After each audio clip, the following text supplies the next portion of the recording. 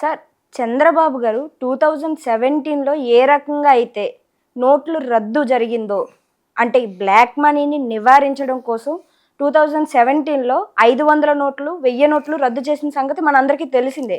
అయితే ఆ తర్వాత 2000 నోట్స్ వచ్చినాయి, మధ్యలో అవి కూడా ఆపేశారు. అయితే ఇప్పుడు మళ్ళీ చంద్రబాబు గారు పీఎంని అడుగుతున్నారంట, 500 నోట్స్ 200 నోట్స్ రద్దు చేయని అనేసి. మరి ఇప్పుడు ఉన్న ఈ పరిస్థితుల్లో ఈ 500 నోట్స్ 200 నోట్స్ రద్దు చేయడం కరెక్టే అంటారా? దీనిపై మీ ఒపీనియన్ ఏంటి సార్ అసలు? యాక్చువల్గా పోయినసారి కూడా నోట్ల రద్దు అప్పుడు డైరెక్ట్గా ప్రైమ్ మినిస్టర్కి అప్పుడు మంచి ఇమేజ్ ఉంది, ఫుల్ ఇమేజ్ ఉంది కాబట్టి స్టేజ్ వచ్చి రేపు 3వ పలానా తారీఖు అప్పుడు 8 o'clock నుంచి ఈ నోట్లు రద్దు చేస్తున్నాం అని చెప్పేసి ఇలా అక్కడి నుంచి ఇక్కడ పరిగెట్టి జనం మంది కొంతమంది కుళ్ళుగోతులు పాడేసి నోట్లు ఆ విధంగా ఏదో చేసి మొత్తానికి ఒక పెద్ద అప్రోర్ జరిగి ప్రపంచం అంతా మోడీ పక్కకు చూసేటట్టు పాలిటిక్స్ డైవర్ట్ చేశాడు. ఓన్లీ బ్లాక్ మనీ వాళ్ళకి ప్రాబ్లం వస్తుంది. ఓకే, వాళ్ళు కూడా కొన్ని ఎక్స్చేంజ్లు అవి చేసుకుని ఎవడో అదే చెప్పాను కదా, శతకోటి దరిద్రాలకు అనంత కూడా ఉపాయాలని, ఆ విధంగా ఈ దరిద్రాకులు అందరూ చేశారు. ఓకేనా? సో అది ఈ మధ్యలో ఒక 1.5 years బ్యాక్ ఓన్లీ 2000 వల్ల ఉండదట అనేది అది లేదు. ఇప్పుడు ఈ నోట్ల రద్దు విషయం లాస్ట్ టైం కూడా చంద్రబాబు నాయుడు లాంటి లీడర్స్కి కనిపెట్టారు ఒక 1 month ముందే. దేశంలో ఉన్న దేశాన్ని దోచేసుకుని ఉంటారు కదా దేశద్రోహులు, ఎవరో ట్యాక్స్ కట్టకుండా బ్లాక్ మనీ చేసే వాళ్ళందరూ ఏసీ రూముల్లో పెట్టేసి ఉంటాయి నోట్లు. వాళ్ళందరికీ బుద్ధి తెలుసు, కొంతమందికి కావాల్సిన వాళ్ళకి చెప్పేస్తున్నారు. చంద్రబాబు నాయుడు కూడా తెలుసు, వాళ్ళంతా జాగ్రత్త పడ్డారు లాస్ట్ టైం కూడా. అదేంటంటే అంటారు అంతే, అది పాలిటిక్స్ అంతే, ఎవరికి ఇన్ఫ్లుయెన్స్ ఉంటే వాడికి తెలుస్తుంది. అక్కడ నుంచి ఢిల్లీలో అందరికీ ఉంటారు వాళ్ళకి కావాల్సిన వ్యక్తులు. అందులో చంద్రబాబు నాయుడుకి ఆల్రెడీ ముందు తెలుసు, వాళ్ళ సర్కిల్ అందరికీ చెప్తాడు. ఆ విధంగా అందరికీ సీక్రెట్గా ఉంచకుండా ఆల్రెడీ సడన్గా అరేంజ్ చేస్తే బ్లాక్ దొరికేస్తుంది కదా. దొరికి ఇస్తాయేంటి, పుల్లిగాతలో పడేశాడు.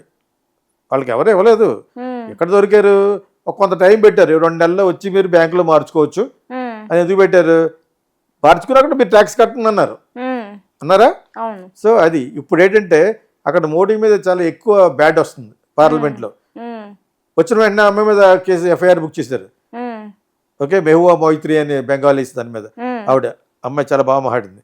సో ఏ విధమైనా కూడా పార్లమెంట్లో జరిగిన రాహుల్ గాంధీ స్పీచ్ కానీ, ఇంకొక తృణమూల్ కాంగ్రెస్ వాళ్ళు మాట్లాడిన మాటలు కానీ, తర్వాత డిఎంకే రాజా మాట్లాడిన కానీ, ఇతని మీద ఒక అప్రోర్ పట్టుకొచ్చారు, అంటే ఒక బ్యాడ్ పట్టుకొచ్చారు.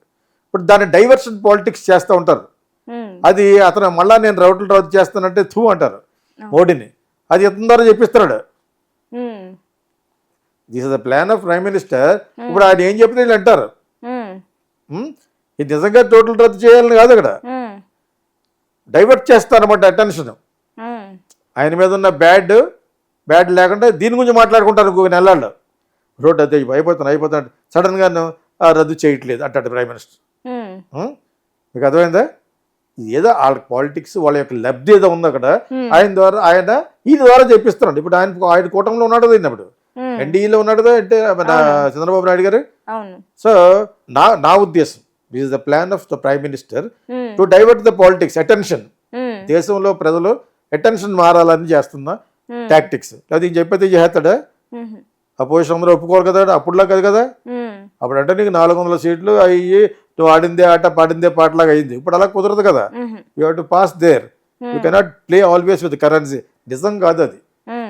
ఏదో చెప్తాంటే ఈ విధంగా చెప్తే జనాలు నమ్ముతారని చెప్పేసి, అతనికి కూడా మంచి రావాలంటే డైవర్ట్ అవ్వాలి. ఏంటి చంద్రబాబు నాయుడు 200 చెప్తే దేశం అంతా మాట్లాడుకుంటారు, నేషనల్ పాలిటిక్స్ కూడా మాట్లాడుకుంటారు. వాళ్ళు మాట్లాడమంటే పెద్ద అర్నాబ్ గోస్వామి లాంటి రిపబ్లిక్ టీవీలో కూడా చెప్తారు. ఆల్రెడీ అందులో కూడా పెద్ద టీవీలన్నీ కూడా వాళ్ళకే చేసింది. ఇప్పుడు కొంచెం సెటిల్ అవుతున్నారు. అంటే మనం జాగ్రత్తగా సర్దుకోకపోతే ఈ వీళ్ళ దెబ్బ అయిపోయి ఉంటారు ఎన్డీఏ వాళ్ళు, మోడీకి చాలా బ్యాడ్ వచ్చేసింది అని చెప్పేసి అంటారు. బట్ కొంతకాలం ఎలా డైవర్ట్ చేశారు, ఆర్ఎస్ఎస్కి వాళ్ళకి పట్టలేదని పెట్టారు. అది కూడా పబ్లిసిటీయే. ఆర్ఎస్ఎస్కి ఇష్టం లేదు వీళ్ళు చేసే పని, తీంతృత్వపు పోకడలు ఉండకూడదు, గర్వం ఉండకూడదు, ఈగో ఉండకూడదు. నా అనుమానం బట్టి ఇది కూడా పబ్లిసిటీయే. అది కొంతకాలం గడిపేశారు. ఇప్పుడు చంద్రబాబు నాయుడు ఇలాగ అడుగుతున్నాడు, దీని యొక్క రహస్యం ఏంటని అందరూ మాట్లాడుకుంటారు 15 రోజులు. ఈ లోపల రష్యా గురించి ఎక్కువ మాట్లాడుకుంటలేదు. రష్యాలో వెళ్ళి ఆయనకి మంచి సత్కారం చేశారు. ఇది మోడీ అంటే చాలా ఇది ఉంది. ఆడేటి రష్యన్ ఇది డబుల్ గేమ్ ఆడుతున్నాడు. ఈయనతో ఎంత బాగున్నాడు, చైనాతో అంత బాగుంటున్నాడు. ఓకే, ఓ పక్కన చైనా సముద్రంలో బోహరం చేస్తుంది. అర్థమైందా?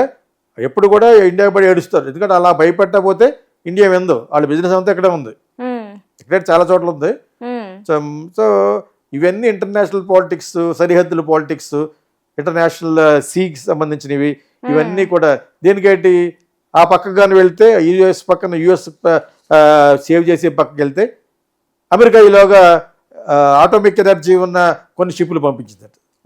నీకు అర్థమైంది? ఇప్పుడు ఇవి రష్యాకి అమెరికాకి జరిగే పాలిటిక్స్లో పుటిన్ గేమ్ చేంజర్ అన్నమాట.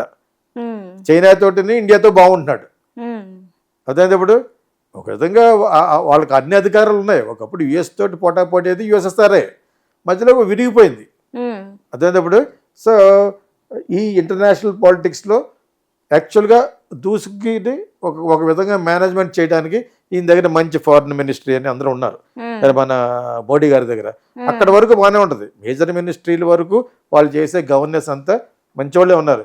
అది ఇక్కడ ఎందుకు బ్యాడ్ అయిపోయాయంటే మహాడితే జై శ్రీరామ, ఎక్కడైతే జై శ్రీరామనో అక్కడ ఓడిపోయి ఉన్నాం మన పార్లమెంట్లో, ఆ మొహు ఆ మోయిత్రి అనేది. సో ఇవన్నీ తర్వాత వెరీ బ్యాడ్ పీపుల్ అనుకున్న వాళ్ళు ఆ బీజేపీలోకి వెళ్ళిపోయి చేర్చేసుకోవటం. ఎలా చేర్చుకుంటారు మరి? ఆ విధంగా నీదంతా కలుషితం అయిపోవట్లేదు. Entire BJP has become adulterated. ఇప్పుడు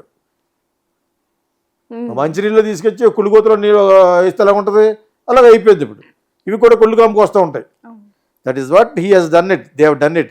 అక్కడే బ్యాడ్ అయిపోయారు. లేకపోతే ఆయన యొక్క పర్సనల్ కరిష్మా ఇంటర్నేషనల్గా చాలా బాగుంటుంది మోడీ గారికి. ఇప్పుడు ఇవన్నీ తెలియవు కదా, డొమెస్టిక్ అనే ఇంటర్నేషనల్ పేపర్లు రాస్తాయి కానీ అంత విపులంగా రాయరు. ఆంధ్రప్రదేశ్లో ఏం జరుగుతుంది, ఇతనేమో మణిపూర్ ఎందుకు వెళ్ళట్లేదు, ఇవన్నీ ఉన్నాయి కదా. ఇవన్నీ మణిపూర్ గురించి రాస్తారు, ఇంటర్నేషనల్ రాస్తారు. బట్ మిగతా అన్ని స్టేట్ల గురించి రాయరు. 30 పెద్ద దేశం ఇది. ఏదో మోడీ మళ్ళా గెలిచాడు, సో అందరూ సహకారంతో మైనారిటీ గవర్నమెంట్ గెలిచాడని చెప్పరు. అలా అరిచే వాళ్ళ యొక్క ఛానల్ కూడా నోరు మూసారు వాళ్ళు. ఎన్డీటీవీలు కొనేశారు, ఫినిష్ అది. తర్వాత టైమ్స్ నవ్వు వీళ్ళందరూ కూడా మనుగడ కోసం మోడీ దొరిపే ఉంటారు. ఇప్పుడు కొంచెం తగ్గింది కాబట్టి. ఇదంతా మీడియా మేనేజ్మెంట్, మీడియా ఎక్స్ప్లాయిటేషన్, ప్రజల్లో ఇమేజ్ మారటం కోసం నోట్లని గీట్లని చెప్తూ ఉంటారు. అదేంటప్పుడు నిజంగా మారే రోజున ప్రైమ్ మినిస్టర్ వచ్చి మారుస్తున్నాం మరి చంద్రబాబు నాయుడు చెప్పాడు కాబట్టి చంద్రబాబు ఒకటే ఇతనా, దేశంలో చాలామంది ఉన్నారు. 31 స్టేట్స్ ఆర్ దేర్ కదా. ప్లస్ నీకు మెజారిటీ లేదు, నీకు అక్కడ ఏమన్నా పెట్టామంటే బిల్లు చాలా గడాగడిగా పాస్ అవుతుంది మోడీకి.